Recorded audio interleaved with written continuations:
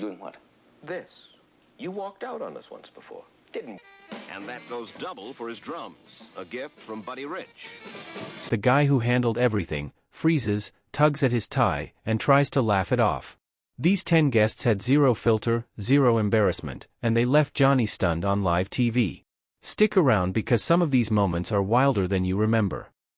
I always get a little awkward introducing Jimmy Stewart. There are so many things you can say. He does not need a But every so often, a guest came along who ignored all the rules. These people didn't care about boundaries or what America might think, they just let loose right there under the bright lights. Today we're looking back at the ones who shocked him the most. You're gonna get serious, aren't you? Get ready for stories that still make people talk. First up is Zsa Zsa Gabor. She was a Hollywood legend known for her 9 marriages and endless glamour. When she sat next to Johnny, she turned the interview into her personal stage. She flirted openly, touching his arm and calling him darling. Thank you, Doc. As way of introduction. True, John, that The audience laughed, but Johnny looked a little uncomfortable. Zsa Zsa pulled out a gold bikini from her purse once and asked Johnny to hold it. She described wild romantic stories without a hint of shame, naming names and details. Johnny tried to steer the talk back, but she kept going, leaving him stunned at how far she pushed it. I don't have to give you this gentleman's qualifications as an actor. Zsa Zsa treated the couch like her living room, no holds barred. It was bold, and Johnny handled it with grace, but you could see he wasn't expecting that level of zero shame. Next comes Oliver Reed, the British actor famous for tough guy roles. He showed up in 1979 clearly under the influence. He slurred his words and swayed in his seat from the start. Johnny tried to keep things light, asking about his films. Reed interrupted with pub songs full of profanity and sexual hints.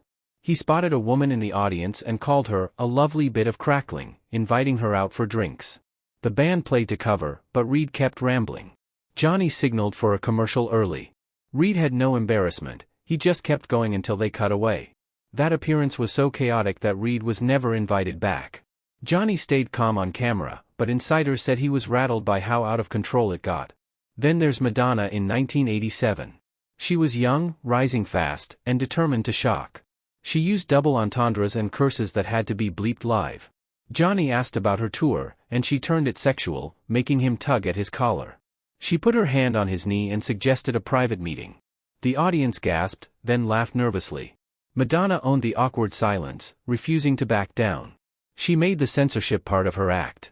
Johnny tried jokes to recover, but she had zero shame about pushing every button. This was peak 80s rebellion on TV. Madonna knew exactly what she was doing, and Johnny, the old pro, looked genuinely thrown.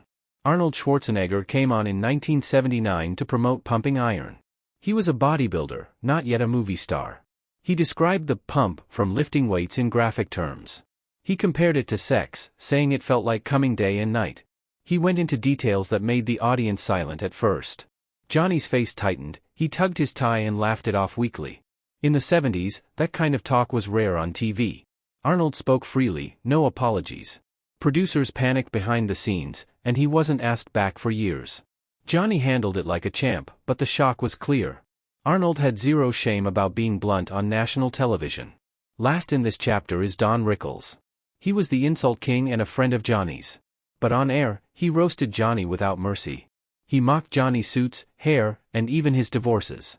One time he crashed another guest's interview and took over for 20 minutes. He rifled drawers and broke props for laughs. Rickles crossed lines on purpose, knowing Johnny would take it. But some jabs hit sensitive spots. Johnny laughed along, but you could tell he was surprised by the intensity. Rickles had no shame in turning the host into the target. It made for great TV, but Johnny had to stay cool under fire. These 5 set the tone for shameless moments. They ignored the unwritten rules and left Johnny stunned. These moments pushed late-night TV to its edge. Johnny was the master of recovery, but even he had limits. Shelley Winters was a force of nature. She won Oscars for movies like The Diary of Anne Frank and A Patch of Blue, but on The Tonight Show, she acted like she owned the set. Born in 1920 as Shirley Scrift in St. Louis, Missouri, Shelley started her career in the 1940s, becoming known for her dramatic roles and fiery personality. She ignored questions and went off on tangents that left everyone scrambling. Her appearances were unpredictable, she could switch from charming stories to heated rants in seconds. Shelley didn't hold back on her opinions, whether it was about Hollywood politics or personal feuds. One infamous time was September 26, 1975, when she was on with Oliver Reed, who we'd already talked about for his own wild behavior. Reed started making sexist comments about women, saying things like they belonged in the kitchen or shouldn't have rights. Shelley wasn't having it. She stood up, grabbed her drink, and dumped it right over his head. The audience gasped, then burst into laughter and applause. Johnny Carson sat there, trying to keep a straight face, but you could see the shock in his eyes. He directed the chaos like a traffic cop, jumping in with jokes to smooth things over. Reed sputtered and tried to laugh it off, but Shelley just sat back down, unapologetic. That drink toss became one of the most talked about moments in TV history. Some say it was whiskey, others water, but either way, it soaked Reed and symbolized Shelley's zero tolerance for nonsense. She later said she did it because Reed was being outrageously sexist, and she wanted to shut him up. Backstage, things got even tenser. Reports say Reed was furious, but Shelley treated it like no big deal. Johnny handled it professionally, but insiders noted he was stunned by how quickly it escalated. In an era when women's rights were a hot topic, Shelley's bold move resonated with many viewers. She made political rants on air too, calling out other stars for their hypocrisy or diving into debates about aging actresses in Hollywood. One time, during a talk about how women were treated in the industry, she threw a prop drink, not at anyone, but to make her point dramatically. The tension was thick, and the band had to play louder to cover the awkwardness. Winters pulled random props from her huge purse, like a bikini or odd souvenirs, and asked Johnny if she should model them right there.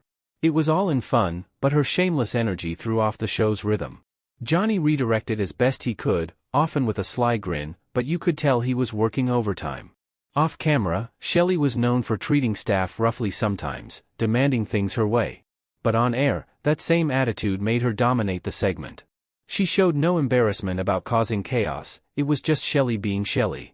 Her appearances highlighted how TV was changing in the 70s, with guests pushing boundaries more. Johnny stayed professional, but the disruption stunned him every time.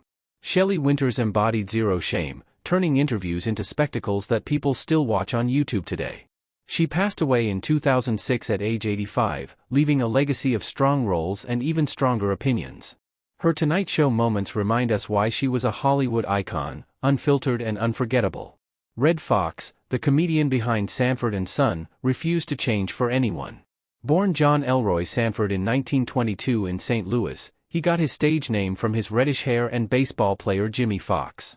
Red started in Chitlin circuit comedy, known for raunchy, adult-oriented humor.